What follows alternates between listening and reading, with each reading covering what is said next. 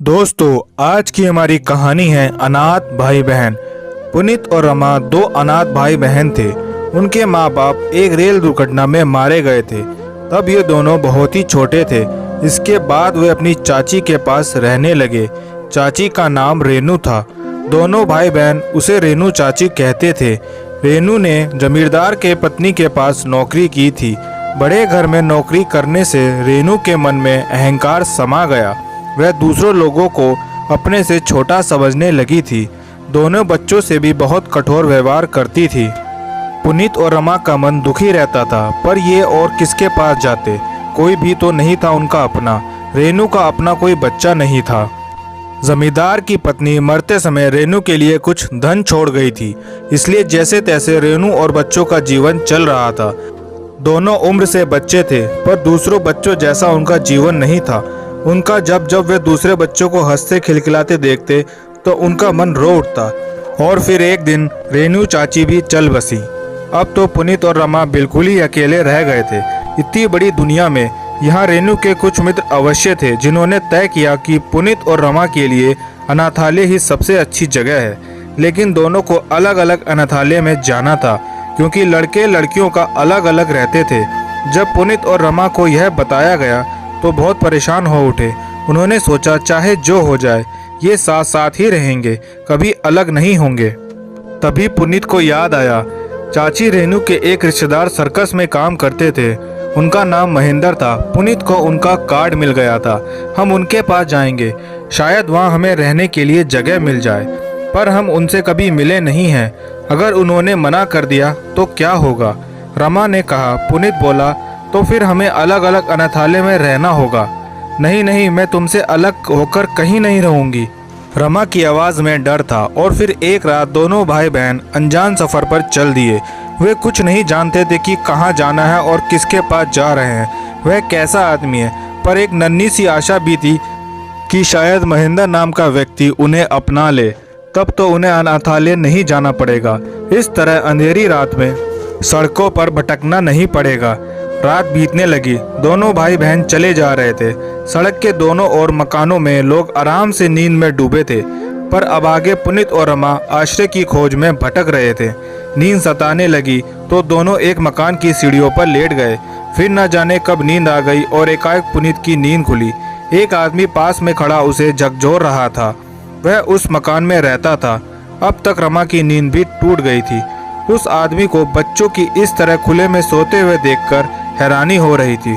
उसने पूछा तो पुनीत ने सारी बात कह सुनाई। बता दिया कि उनके महेंद्र अंकल सर्कस में काम करते हैं। उस आदमी ने बताया कि सर्कस पास में ही खेल दिखा रहा है। उसने कहा, बच्चों रात को मेरे घर में आराम करो, सुबह चले जाना।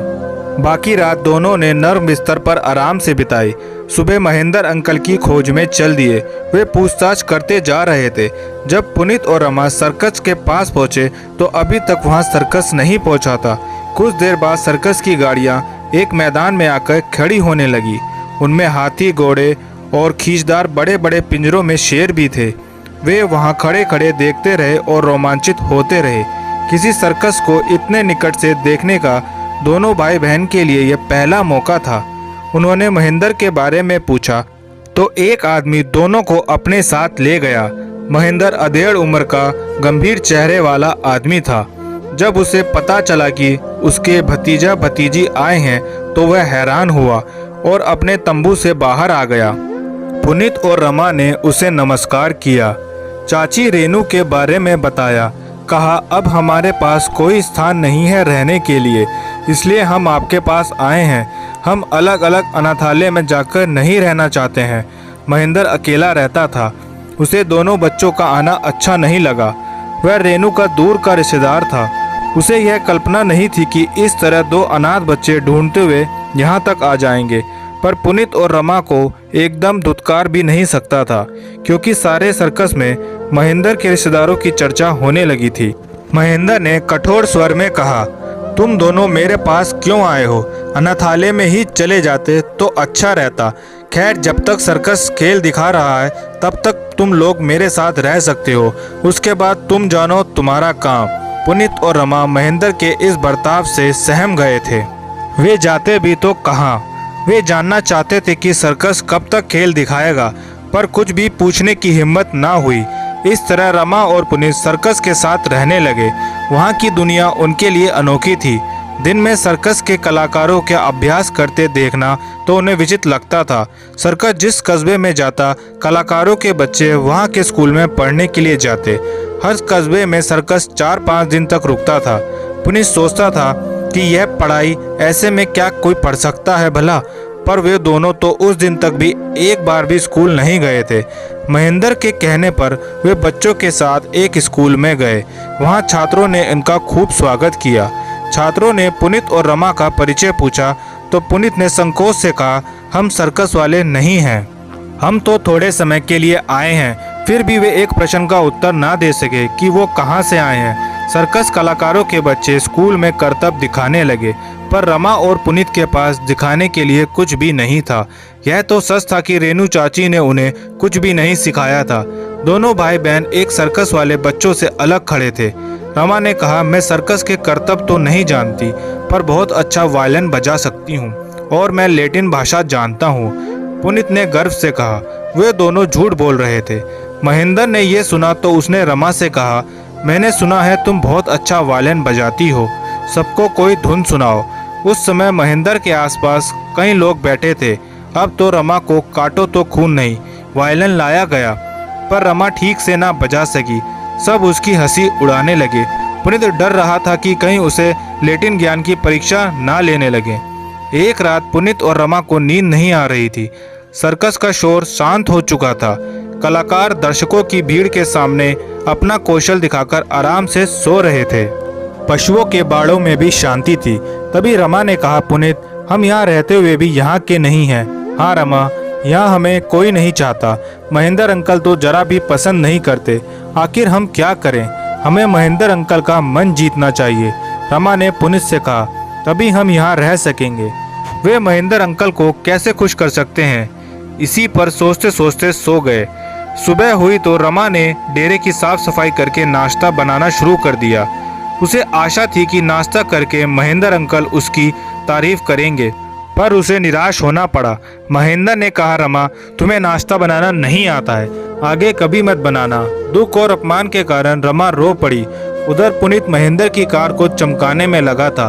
उसे लग रहा था महेंद्र अंकल उसकी मेहनत से प्रसन्न होकर उसे शाबाशी देंगे, पर महेंद्र ने देखकर मुंह चढ़ा लिया। कहा, यह तुम्हारा काम नहीं है, जाकर बच्चों के साथ खेलो। पुनीत और रमा का मन रो उठा। उन्हें लगा कि वो महेंद्र का मन कभी नहीं जीत सकेंगे। पुनीत ने रमा से कहा, बहन, मैं सोचता हूँ हमें कोई और रास्ता अपनाना होगा। हाँ, मेरा भी यही ख्याल है, रमा बोली। उस दिन से उन्होंने महेंद्र को प्रसन्न करने की कोशिश छोड़ दी। रमा लड़कियों को सर्कस के करतब सिखाने वाली महिला के पास गई। उसने उससे सीखने की इच्छा प्रकट की। पुनीत सोनू नाम के व्यक्ति के पास गया। सोनू घुड़सवारी का प्रशिक्षण देता था। वह पुनीत को प्रशिक्षण देने के लिए तैयार हो गया। पुनीत और रमा चुपचाप सीखने लगे। यह सब वे महेंद्र से छिपकर कर रहे थे। वे उसे चौंका देना चाहते थे। पुनीत सुबह मुंह धोकर अंधेरे में सीखने के लिए निकल जाता। इसी तरह दिन बीतते रहे। महेंद्र को पुनीत और रमा के बारे में सचमुच कुछ नहीं पता था। वह उन्हें अपने पर बोझ ही मान रहा था। वो चाहता था कि सर्कस का सीजन खत्म हो तो वह उन दोनों से छुट्टी पा ले। आज सर्कस का आखिरी दिन था। महेंद्र ने पुनीत और रमा से कहा, अब मैं तुमसे विदा लूंगा। मैंने तुम दोनों के लिए एक स्कूल में व्यवस्था कर दी है। तुम्हारी रेनू चाची के मित्र तुम्हारी देखभाल करेंगे। रेनू चाची के मित्रों के पास जाने की बात सुन दोनों परेशान हो उठे। उन्हीं के पास से भागकर तो पुनीत और रमा यहाँ आए थे। अब वे सर्कस की जिंदगी को स्वीकार कर चुके थे, लेकिन उन्हें तो फिर से निकालने की तैयारी हो रही थी। उसी रात सर्कस के तंबू में आग लग गई। घोड़े उसमें फंस गए। पुनीत ने देखा तो फिर दौड़ता हुआ तंबू में घुस गया। घोड़ों के बंधन खोलकर बाहर ले आया। इस काम में उसे चोट भी आई, पर उसने परवाह नहीं की। उसे खुशी थी कि उसने घोड़ों को जलने से बचा लिया था। अगली सुबह सब विदा हो रहे थे। सर्कस का सामान गाड़ियों में लादा जा रहा था। पुनीत और रमा एक तरफ खड़े थे। वे किसी के नहीं थे, कोई नहीं था उनका। तभी सर्कस के मालिक महेंद्र ने कहा, मैंने सुना है तुम दोनों बच्चों को दूर के स्कूल में भेजा जा रहा है। यह तो ठीक नहीं है।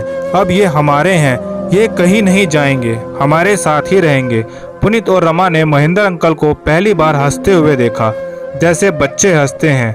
अब दोनों भाई बहन अनाथ नहीं रह गए थे, उन्हें अपना सर्कस का परिवार मिल गया था। वो भी मुस्कुरा रहे थे और बाद में दोनों भाई बहन महेंद्र अंकल के साथ खुशी खुशी रहने लगे। दोस्तों, आपको हमारी यह कहानी कैसी लगी हमें कमेंट करके ज़रूर बताइएगा, और अगर वीडियो पसंद आई तो वीडियो को लाइक करें और चैनल को सब्सक्राइब